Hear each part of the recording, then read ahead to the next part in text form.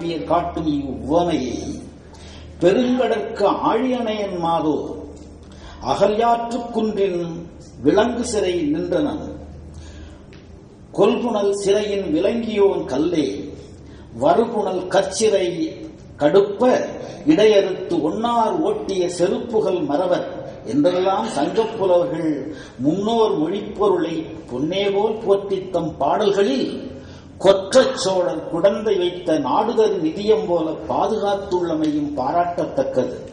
மேலும் இவ்வுவமம் மானமறவன் ஒருவனின் வீரத்திரலை விளக்குவதற்கு முறுக்கின் பெருமரக் கம்பமாய், மடல் வன் போந்தையாய், மருந்துகொள் மரமாய், விடுநவி பாய்ந்த மரமாய், உரைப்புணி ஓலையாய், தச்சன் அடுத்தறி குரடாய் படிம மாற்றங்கள் உருவாகவும் வழிவகுத்தது. இரண்டாம் உவமை அட்டை ஆடல். கனையும் வேலும் துணையுற மொய்த்தலின் சென்ற உயிரின் நின்ற யாக்கை இருநிலம் தீண்டா அருநில வகையோடு இருபால்பட்ட ஒரு சிறப்பின்றே என்பது உவமம். யாக்கை இருநிலம் தீண்டா அருநிலை வகையோடு இருபால்பட்ட ஒரு சிறப்பின்றே ஈண்டு கணையாலும் வேளாலும் துண்டாக்கப்பட்ட வீரன் ஒருவனின் உடலுக்கு இருகூறாக பிரிக்கப்பட்ட நீர் அட்டை ஒன்று ஓமமாக கூறப்பெறுகிறது. துண்டிக்கப்பட்ட அட்டையின் இரு கூறுகளும் தனித்தனியே இயங்குமா போலே வீரனின் தலையும் உடலும் தனித்தனியே இயங்குகின்றன என்பது இதன் படுபொருளாகும். இதனை பிற்காலத்தார் அட்டை ஆடல், கவந்தம் ஆடல் என்பர். அடிக்கழுத்தின் நெடுஞ்சிரத்தை அறிவராலோ, அறிந்த சிரம் அணங்கின் கை கொடுப்பராலோ, கொடுத்த சிரம் கொற்றவையை பரவுமாலோ, குறைவுடலம் கும்பிட்டு நிற்குமாலோ என்பன போன்ற களப்பரணி பாடல்கள் தோன்றுவதற்கு இவ்வுவமம் களம் அமைக்கிறது எனலாம். மூன்றாவது கந்தர்வம் ஆமோ களவு. ஐந்தினை மருங்கில் காமக்கூட்டம் துணைமையோர் இயல்பே. தமிழர் மணமுறைகள் களவு கற்பு என இருதரத்தன. மறையோர் மணமுறைகள் பிரம்மம் முதலான 8 வகை முதலியன. அவற்றுள் கந்தர்வம் என்பதும் ஒன்று.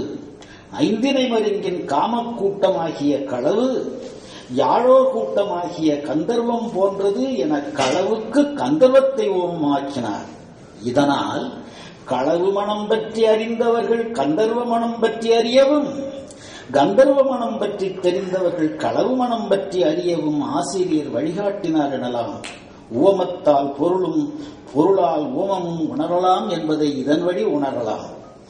களவு மனம் தீமை பயக்குமோ என மயங்குவார்க்கு அது அற்றன்று யாழோர் எனப்படும் மேலுலகத்தவர் செய்து கொள்ளும் கந்தர்வ மனம் போன்றது இஃது என கூறி மயக்கறுத்தவாராம். அம்முறை நன்முறை அன்றாயும் வானுள்ளோர் அதனை விரும்பார் என்க. எஃது எப்படியோ தமிழ்களவு கற்பில் முடியல் வேண்டும், யாழோர் கந்தர்வம் கற்பின்றியும் அமையும். இவ்வுவமம் ஒருபுடை ஒத்து மற்ற ஒருபுடை ஒவ்வாமை உடைத்தென்றவாறு. அடுத்த உவமம் மண்கல நீரும் மங்கையர் மனமும். தன்னொரு வேட்கை கிழவன் கிடத்தல் எண்ணுங்காலை கிழத்திக்கு இல்லை, பெய்நீர் போலும் உணர்விற்று என்பது ஒரு உவமம். கடலன்ன காமம் உழந்தும் அடலேரா பெண்ணீர்மை பெரிதுடையாள் தன் அகத்துரு வேட்கையை தலைமகற்கு பட்டாங்கு கிளவாள். மற்ற அவள் தன் மனவேட்கையை தலைவர்க்கு யாங்குணம் உணர்த்துமோ எனின், புதுமண் களத்து பெய்திட்ட நீரானது புறத்தே பொசிந்து காட்டுமா போலே குறிப்பான் உணரும். அதனை பெருமையும் உரனும் உடைய தலைமகன் பட்டாங்கு உணர்வான். சலத்தால் பொருள் செய்து ஏமாற்றல் பசுமண் களத்துள் நீர் பெய்தீற்று என்பது குறள். புதுமண் களத்துள் பெய்த நீருக்கும் பசுமண் களத்துள் பெய்த நீருக்கும் உள்ள வேறுபாட்டை தொல்காப்பியரும் திருவள்ளுவரும் உணர்த்தும் பாங்கு கண்டு இன்புறத்தக்கதாகும். அடுத்த ஓமம் நீ கை தொட்டால் ஏனது சுவைப்பினும் நீகை தொட்டது வானோர் அமுதம் புரையுமால் எமக்கே. இது கற்பியல் 5ஆம் நூற்பார். மனம் முடிந்து அமைந்த தலைநாள் இரவில் தலைவன் தலைவியுடன் தனியிடத்திருந்து பேசிடும் உலவாக்கட்டுரையின் ஒரு பகுதி இது. அருமை காலத்து தலைமகளை, அருமை காலம் என்றால் களவு காலம், தொல்காப்பிய பதம்.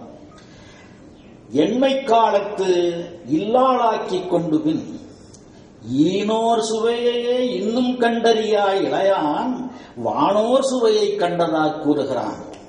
எல்லா உயிர்க்கும் இன்பம் என்பது தானமர்ந்து வரும் மேவற்றாகும் என்பது பொது விதியாகலாம்.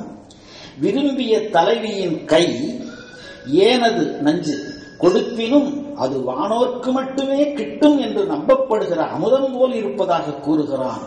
புரையும் என்பது போலும் என்னும் பொருள் தரும் ஓம உருவு. புரையமன்ற புரையோர் கேண்மை உரு உட்காகும் புரை உயர்வாகும் என்னும் இடங்களில் போல உயர்ச்சி என்னும் பொருளில் ஆளப்பட்டது எனிலோ அமுதினும் உயர்ந்தது என்னும் பொருள் தந்து மேலும் சிறப்பதை காணலாம். நஞ்சு என்னும் சொல்லை தொல்காப்பியர் தம் நூல் வைத்துட விரும்பவில்லை போலும். அதனால்தான் அதனை ஏனது என்னும் சொல்லால் குறிக்கிறார். அமுதம் வானோர் உணவு என்னும் கருத்தும் இன்று பதிவு செய்யப்பட்டிருப்பது நோக்கத்தக்கது. வேம்பின் பைங்காய் என் தோழி தரினே தேம்பும் கட்டி என்றினர் இனியே என்ற குறுந்தகை பாட்டுக்கு கரு கிடைத்த இடம் இதுவாக இருக்குமோ? அந்தரத்து எழுதிய எழுத்தின்மான அந்தரத்தெழுதிய எழுத்தின்மான வந்த குற்றம் வழிபட ஒழுகலின் என்பதும் அதே கற்பியல் 5ஆம் நூற்பாய் வருந்த வரி. களவு காலத்து ஒழுகிய ஒழுக்க குறைபாட்டால் நிறைந்த குற்றத்தை ஆகாயத்து எழுத்து போல கருதி ஒழுகுதல். ஆகாயத்தில் எழுதிடும் எழுத்து எழுத எழுத அழிந்தொறியுமாறு போல அறியாமல் செய்த குற்றம் செய்தாங்கே அழியும் என்பது. நல்லார் ஒருவர்க்கு செய்த உபகாரம் கல்லின் எழுத்து போல் காணுமே, அல்லாத ஈரமில் நெஞ்சத்தார்க்கு ஈர்ந்த உபகாரம் நீர்மேல் எழுத்துக்கு நேர் என சுட்டப்பெறும் கல்மேல் எழுத்து நீர்மேல் எழுத்து எல்லாவற்றையும் விட அந்தரத்து எழுத்து விரைந்து அழியும் என்றவாறு நீர்கிழியை எய்த வடுப்போலே மாறுமே சீரொழுது சான்றோர் சினம். அதுவும் அன்னதகைத்தே. தந்தையை ஒப்பர் மக்கள். தந்தையை ஒப்பர் மக்கள் என்பதனால் என்புழி தந்தையர் மக்களுக்கு உவமமாமாறு கூறாக்கப்பெறுகிறது. இவ்வுவமம் மகனறிவு தந்தையறிவு என பழமொழி நானூற்றிலும் நும்போலறிவில் நுமருள் ஒருவன் புகழ்ந்த செய்யுள் கடாத்தலையை இகழ்ந்ததன் பயனே என புறப்பாட்டிலும் மகனே நீ நுந்தையை ஒன்றில் ஒத்தி மற்றொன்றில் உருவாகி என்னும் பொருளில் கலித்தொகையிலும் காண கிடைக்கின்றன. நீ வாழியர் நின் தந்தைதாய் வாழியர் நிற்பயந்திசினோரே என புறம் வாழ்த்தும் பயில பயன்படும்.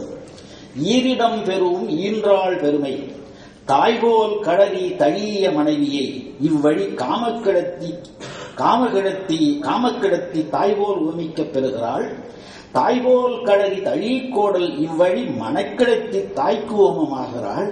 இவ்விரு இடங்களிலும் நட்டு அகன்று உறைந்த நட்டோர் கண்ட நாளிலும் இனியலாகிய தாய் மேல் நின்று வெய்கூறும் கேளிராய் நின்று கடறவும் செய்கிறாள், தழுவவும் செய்கிறாள். தாய்மையின் மனம் உள்ளவாறு பதிவு செய்யப்பெறுகிறது. தொல்காப்பியத்தில் அடங்கா ஒழுக்கம், கொடுமை ஒழுக்கம், பேனா ஒழுக்கம், தங்கிய ஒழுக்கம் என்றெல்லாம்